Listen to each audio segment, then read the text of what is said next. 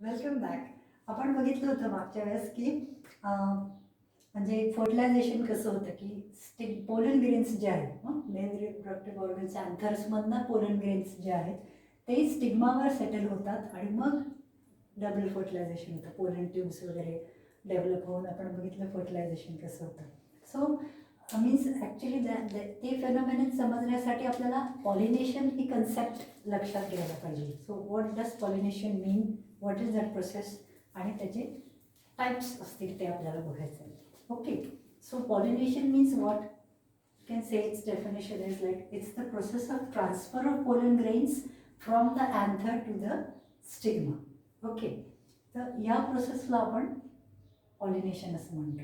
Okay, आता पॉलिनेशनचा एक महत्त्वाचा भाग आहे की it must occur between the plants of the same species. This is the most important factor. Okay, same स्पीशीजच्या याच्यामधलेच जर पोलन ग्रेन्स अँड स्टिग्मावर सेटल झाले तर मग पॉलिनेशन होतं आणि मग पुढची प्रोसेस होते. Okay, so this is the main point you should remember.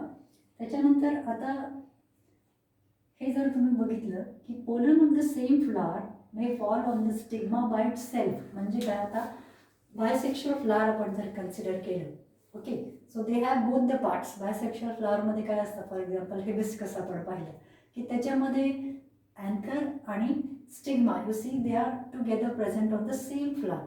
तर त्या सेम फ्लॉवरचंच त्यांचंच अँथर त्याच स्टिग्मावर सेटल झालं सेल्फ. ओके, म्हणून त्याला आपण ऑटोगॅमी असं म्हणतो. ओके, म्हणून ऑटो म्हणजे सेल्फ आणि गॅमीचा अर्थ होतो marriage. Means by it self in that flower you have both the reproductive organs आणि म्हणून मग पॉलिनेशन आपोआप होतं तिथे सेम फ्लॉवरमध्ये, एकाच फुलामध्ये.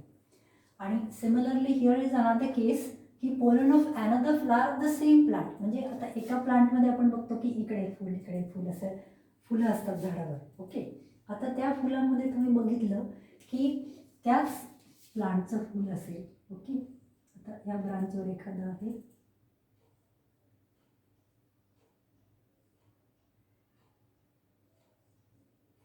आता इथे एक फूल आहे अँड हिअर वन फ्लॉवर. तर याच प्लांटचं जर इकडचे pollens can see they transfer on the stigma of this flower. म्हणजे सेम प्लांटचे पण या सेम फुलामध्ये नाही. ही पहिली केस आपण बघितली ऑटोगॅमीची की याच फुलाच्या अँथर आणि स्टिग्मा इथेच पॉलिनेशन होतं.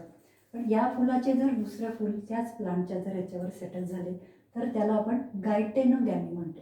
तर गायटेनोचा अर्थ काय होतो, नेबरिंग म्हणजेच काय, अगदी शेजारचं फूल किंवा प्लांटवरचं दुसरं फूल. ओके, नेबरिंग, म्हणून गायटेनोगॅमी म्हणजे नेबरिंग फुलाच्या याच्यावर you see that geitonogamy takes place. Okay, ही सेकंड केस आहे. तर हे जे आहे ऑटोगॅमी असेल किंवा गायटेनोगॅमी असेल, these both the cases we can consider as self pollination. या दोन्ही केसेस काय, सेल्फ पॉलिनेशनच्या आहे. Okay, these are considered as self pollination. आता ही जर केस तुम्ही घेतली, थर्ड केस, की pollen of a flower of another plant of the same species may fall on the stigma. Okay, म्हणजे आता जसं हे एक प्लांट होतं तसं अजून सेम स्पीशीजचा अजून एक प्लांट तुम्ही दुसरीकडे असेल, दुसऱ्या प्लांटवर फुलं असतील. ओके, तर या प्लांटच्या फ्लॉवरचे अँथर्स, ओके, ते settle on the stigma of another flower of another plant of the same species. Okay, हे लक्षात घ्या. So that is called as allogamy. Allo म्हणजे काय, अदर, दुसऱ्या प्लांटचं. Okay, so are these concepts clear now. Okay, autogamy, geitonogamy आणि allogamy. Okay, आता म्हणून हे आता दुसरं प्लांट आहे, सेम स्पीशीजचा आहे पण वेगळं प्लांट आहे, म्हणून याला आपण क्रॉस पॉलिनेशन म्हणतो. These two cases are self pollination and this case it is the cross pollination. आणि क्रॉस पॉलिनेशनसाठी लक्षात घ्या की you need it is through the medium of some agents. आता एजंट्स म्हणजे आपल्याला थ्रू विंड असतील, इन्सेक्ट्स असतील की वॉटर किंवा दुसरे काही एजंट्स, ज्या एजंट्स मार्फत पॉलिनेशन होतं. So that is one of the essential factors for cross pollination. Okay, आता याच्यामध्ये सेल्फ आणि क्रॉस पॉलिनेशनमध्ये काय डिफरन्स आहे how do these 2 processes take place ते आपण बघूया. पॉलिनेशनचे आपण 2 प्रकार बघितले ना, सेल्फ आणि क्रॉस. तर आता त्याचं कंपॅरेटिव्हली आपण बघूया आणि मग त्याच्यातला फरक तुमच्या लक्षात येईल. ओके, आता सेल्फ म्हणजे काय की स्वतःच्या याच्यामध्येच होणारं सेल्फ. Okay, auto. तर त्याच्यामध्ये anther they settle on the stigma of the same flower, same फुलामध्ये. म्हणून ते बायसेक्शुअल फ्लावरमध्ये ज्याच्यात की मेल आणि फिमेल ऑर्गन्स आहेत प्रेझेंट एकाच फ्लावरमध्ये, त्याच्यामध्ये आपल्याला सेल्फ पॉलिनेशन होताना दिसतं.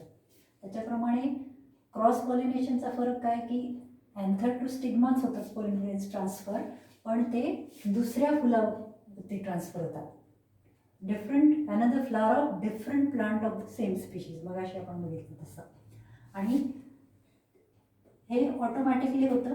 ओके, म्हणून याला काही एक्सटर्नल एजन्सी लागत नाही, इट हॅपन्स नॅचरली. पण क्रॉस पॉलिनेशनसाठी मात्र आपल्याला इकडे एक्सटर्नल एजंट्सची गरज पडते. मग त्याच्यामध्ये एक्सटर्नल एजंट्स हे विंड असू शकतात, wind pollination, water pollination, air pollination, or pollination with the help of insects. Okay, हे असे वेगवेगळे एजंट्स थ्रू क्रॉस पॉलिनेशन होतं.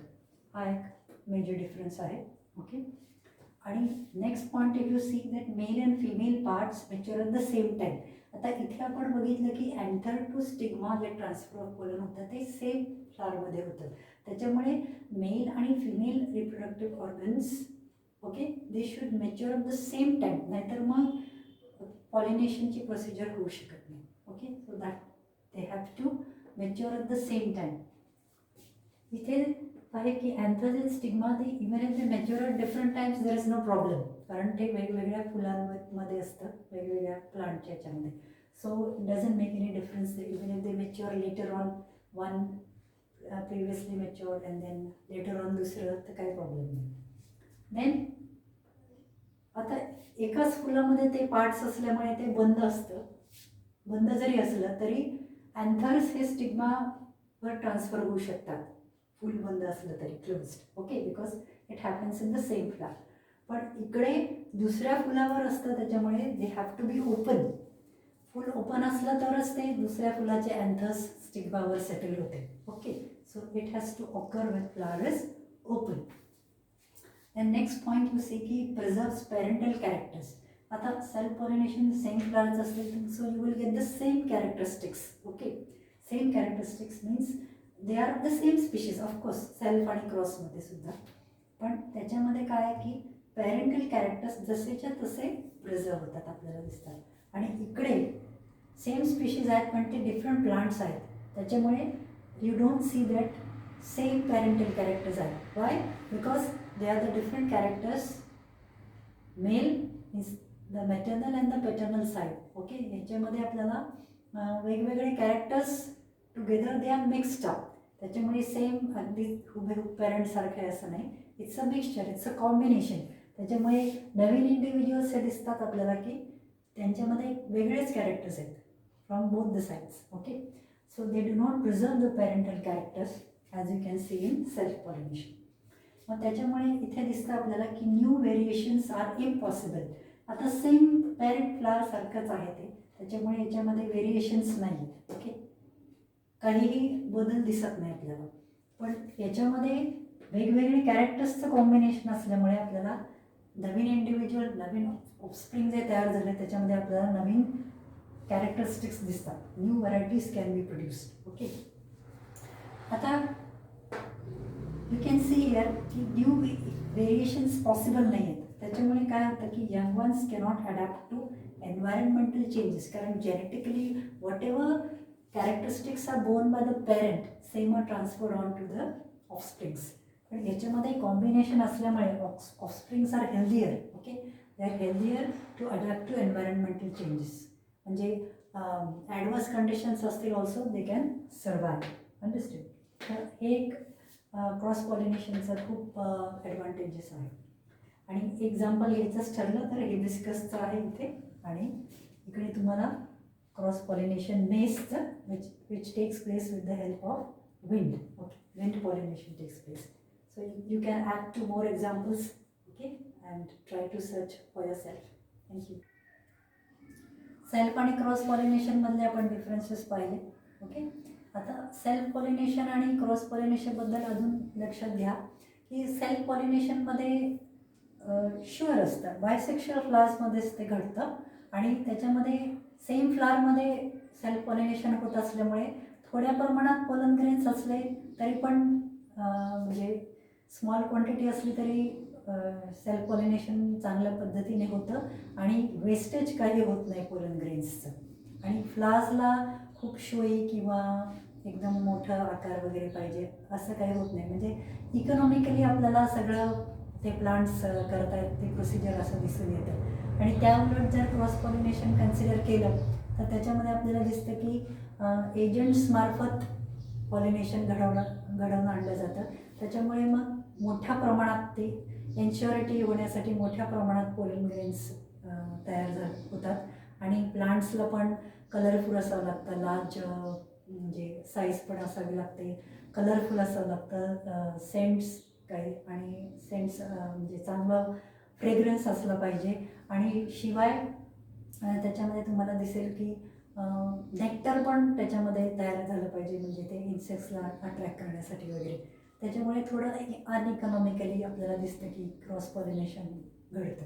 ओके, तर आता क्रॉस पॉलिनेशनबद्दल आपण बघत होतो की वेगवेगळे एजंट्स मार्फत ते होतं. त्याच्यामुळे आता एजंट्स जर बघितले तर तुम्हाला 5 प्रकारे क्रॉस पॉलिनेशन होताना दिसतं आहे. ओके, पहिला जे आहे ते इन्सेक्ट पॉलिनेटेड, म्हणजे त्यालाच आपण एंटमोफिलस असं म्हणतो. त्याचं एक्झाम्पल डहलिया आहे. ओके, फ्लावर जे आहे. ओके, इन्सेक्ट पॉलिनेटेड म्हणजे मग इन्सेक्ट जेव्हा या फ्लावरवर बसतात ते नेक्टर वगैरे गोळा करतात तेव्हा मग ते फुलावर उडतात आणि मग त्यांच्या पायांना जे चिकटतात पोलन ते दुसऱ्या फुलावर ट्रान्सफर होतात आणि मग त्याप्रमाणे ह्या इन्सेक्ट्सची खूप मदत होते पॉलिनेशन होण्यासाठी. Okay, so that is called as entomophilous. तर दुसरा प्रकारे होताना दिसते आपल्याला विंड पॉलिनेटेड, त्याला आपण ॲनिमोफिलस असं म्हणतो आणि त्याचं एक्झाम्पल आहे मेज. ओके, मक्याच्या याच्यावर तुम्ही बघितलं तर विंड पॉलिनेटेड आहे ते एक्झाम्पल, बेस्ट एक्झाम्पल, आणि ॲनिमोफिलस आपण म्हणतो. ओके, मग हवेच्या झोताने ते पोलन ट्रान्सफर होतात. ओके, आणि they have to be produced in large quantities. So that is anemophilous. तिसरं तुम्ही बघाल की वॉटर पॉलिनेटेड आहेत हायड्रोफिलस, म्हणजे जे की वॅलेसनेरी आहेत, वॉटर प्लांट. ओके, किंवा नारळाचं वगैरे सुद्धा तुम्ही बघता झाडं की पाण्याच्या काठावर असतात, मग नारळ जरी पडलं तरी ते फ्लोट होत होत आपल्याला जाताना दिसतात. ओके, सो एक लाईट वेट असणं त्यांचं गरजेचं असतं, so they can float on water. तर त्याला आपण हायड्रोफिलस म्हणतो. Hydro meaning what, water. So water pollinated, that is hydrophilous. So example is vallisneria. Then you see birds also contribute while eating the fruits. Okay, the seeds stick to their beads किंवा bird droppings जे असतं त्या bird ड्रॉपिंग्समधनं seeds खाली पडतात. मग ठिकठिकाणी पक्षी इकडे तिकडे उडतात, मग तेव्हा त्या बर्ड ड्रॉपिंग्समधनं सुद्धा आपल्याला दिसतं की सीड्स मग टाकले जातात म्हणून. आणि त्याचे एक्झाम्पल आहे बिग्नोनिया किंवा कॅना. आणि birds ornitho means it's birds, so bird pollinated म्हणजे ऑर्निथोफिलस. ओके, आणि शेवटचं एक आहे एलिफोफिली. तर नावातच दिसते elepho means it's with the help of elephants. आता याचं एक्झाम्पल तुम्ही रॅफलेशिया फ्लावर जर घेतलं तर ते खूप मोठं आकाराने असतं, असं जमिनीवर पसरणारं, पण त्याचा वास एकदम रॉटन एगसारखा असतो. आणि म्हणून मग जेव्हा एलिफंट्स वगैरे ते चालतात जंगलामध्ये वगैरे तेव्हा त्यांच्या पायाच्या मार्फत ते ग्राउंडवर मोठ्या आकारात पसरलेलं असल्यामुळे इट्स द बिगेस्ट फ्लावर. तर ग्राउंडवर पसरलेलं असल्यामुळे मग एलिफंट्सच्या पायांना चिकटून ते पोलन्स वगैरे मग इकडे तिकडे चालताना डिस्पर्स होतात. So all these are the 5 mediums किंवा agents through which pollination takes place. Sexual रिप्रोडक्शनमध्ये आपण बघितलं होतं की पोलन स्टिग्मावर सेटल होतात, इजंट इट. स्टिग्मावर सेटल झाल्यानंतर डबल फर्टिलायझेशन होतं and then you see after double fertilisation then zygote formation takes place, embryo develops, and then you see the ovule, it then later on becomes tough and forms the seed, isn't it? The seed जे आहे हे reproductive unit आहे प्लांटचं. तर ते seed जर आपण म्हणजे seed consider केलं तर त्याच्यामध्ये एक पूर्ण प्लांट दडलेलं असतं. तर त्याला जेव्हा फेवरेबल कंडिशन्स मिळतात तेव्हा मग ते पुन्हा नवीन प्लांटमध्ये आपल्याला ग्रो झालेलं दिसतं. ओके, तर ही जी नवीन प्लांट डेव्हलप होतं ती प्रोसिजर आपण जर्मिनेशनची म्हणू शकतो की अंकुरणे. जेव्हा आपण सीड्स मग ड्राय सीड्स जे असतात हे ॲक्च्युली त्याच्यामध्ये सगळं प्लांटचे सगळे ऑर्गन्स आहेत असं म्हणता येईल, किंवा एक कम्प्लीट प्लांट त्याच्यात असं आहे म्हणता येईल. पण फक्त ते इनॅक्टिव्ह किंवा डॉर्मंट स्टेजमध्ये आहे. जेव्हा आपण त्याला पाणी मीन्स वॉटर, एअर, वॉर्मथ हे सगळं प्रोव्हाइड करू, हे फेवरेबल कंडिशन्स जेव्हा प्रोव्हाइड करू, then it will start journey. After this you see ही फेवरेबल कंडिशन्स जेव्हा सीडला मिळतात, ओके, म्हणजे पाणी मिळाल्यानंतर then it starts absorbing water, पाणी शोषतं ते, अँड देन इट स्वेल्स, म्हणजे फुगलेलं दिसतं आपल्याला, swells and it burst through the seed coat. म्हणजे आतले जे आहे ते मग फुगल्यामुळे, स्वेल झाल्यामुळे, वॉटर ॲब्झॉर्ब झाल्यामुळे ते टर्जेट होतात सेल्स, आणि म्हणून मग फुगलेलं दिसतं. आणि मग वरचं कवरिंग म्हणजे जे सीड कोट आहे ते आपल्याला बर्स्ट झालेलं दिसतं, आणि त्याच्या आतून म्हणजे मग आपल्याला बाहेर ते मोड आलेले दिसतं. तेव्हा आपण मोड आलेले कडधान्य घरी भिजवतो त्याच्यामुळे तुम्हाला दिसून येईल की सीड कोट असं सेपरेट झालेलं दिसतं आणि त्याच्यातून मोड आलेलं दिसतं. ओके, तर then it absorbs water, swells, burst through the seed coat. आणि पाणी मिळाल्यामुळे काय होतं, एक महत्त्वाचं फंक्शन असं होतं पाण्याचं की water helps those enzymes which are present inside the seed. ते एन्झाईम्स ॲक्टिवेट होतात. त्या ॲक्टिवेट झाल्यामुळे ते function which digest stored food and make it soluble. म्हणजे त्या एन्झाईमचं फंक्शन असं आहे की ते जे सीडमध्ये अवेलेबल आहे स्टोर्ड रूपामध्ये फूड, ते स्टोर्ड फूड डायजेस्ट होतं आणि म्हणून मग ते सोल्युबल झाल्यामुळे प्लांट ते वापरू शकतं. Understood? So it is in that usable form.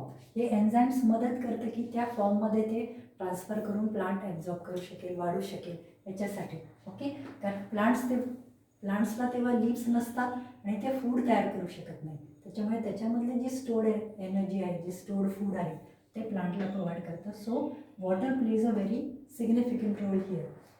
आणि त्याच्यानंतर तुम्हाला दिसेल आता सोल्युबल फूड अवेलेबल झाल्यामुळे ते मोड आलेलं आहे, म्हणजे radicle grows down which forms the root system. आणि प्ल्युम्यूल आहे ते सॉईलच्या वरती आपल्याला येताना दिसतं, that is the shoot system. So radicle forms helps to develop the root system and plumule also grows to form the shoot system. मग हळूहळू स्टेम ग्रो झाल्यावर आपल्याला लीव्ह झालेले दिसतात. तोपर्यंत पहिली जी 2 पानं आपल्याला दिसतात, सीड ॲब्झॉर्ब झाल्यानंतर जे पहिले 2 जाडसर असे पानं दिसतात ते कॉटिलिडन्स असतात. ओके, त्या कॉटिलिडन्समध्ये फूड स्टोअर झालेलं असतं, म्हणून लीव्स येईपर्यंत तुम्हाला दिसेल की कॉटिलिडन्स हेल्प करतात प्लांटला फूड प्रोव्हाइड करायला. आता तुम्हाला ॲक्च्युली